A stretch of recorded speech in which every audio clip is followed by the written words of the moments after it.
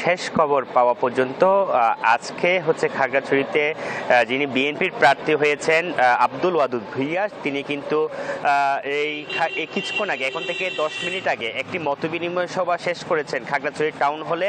তিনি সমর্থক গোষ্ঠীদের সাথে কিন্তু একটি ব্যানারের নামে একটি সংগঠনের সাথে তিনি কিন্তু তার মতবিনিময় সভা শেষ করেছেন এবং একই সাথে খাগড়াছড়ির অন্যান্য এলাকাতে কিন্তু তার পক্ষে তার দলীয় নেতাকর্মী সমর্থকরা কিন্তু আজকে কিন্তু পঞ্চম দিনের মতো ধানের শীষের পক্ষে নির্বাচনী প্রচারণা চালিয়ে যাচ্ছেন। এবং আমরা কিছুক্ষণ আগে কথা বলেছি জামাত ইসলামীর যিনি নির্বাচন পরিচালনা কমিটির সদস্য সচিব রয়েছেন মিনহাজুর রহমানের সাথে, তিনি জানিয়েছেন আজকে জামাতের প্রার্থী ইয়াকুব আলী চৌধুরী গুইমারা এলাকায় হচ্ছে তিনি জনসংযোগ করছেন এবং একই সাথে নেতাকর্মীরা কিন্তু বিভিন্ন এলাকায় তাদের যে জনসংযোগ কিংবা অন্যান্য কার্যক্রম প্রচারণার সেটি করছেন। এবং একই সাথে যিনি রয়েছেন ইসলামী আন্দোলনের কাউসার আজিজ, তিনিও কিন্তু প্রচারণার মাঠে রয়েছেন। মিথিলা রুয়াজা যিনি জাতীয় পার্টির প্রার্থী হয়েছেন, তিনিও কিন্তু মাঠে কিন্তু তার যে নির্বাচনী প্রচারণা সেটি আমরা দেখছি।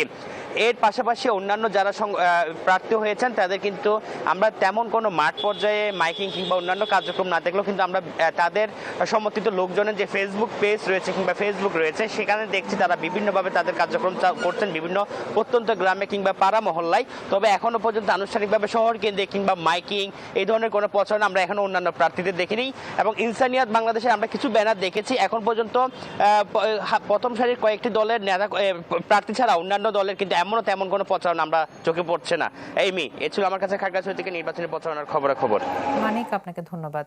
বিদেশ থেকে দেশে রেমিটেন্সের টাকা আসে নিরাপদে, তাই আজই আপনার আপনজনকে বলে রাখুন রেমিটেন্সের টাকা যেন শুধু নগদেই পাঠায়।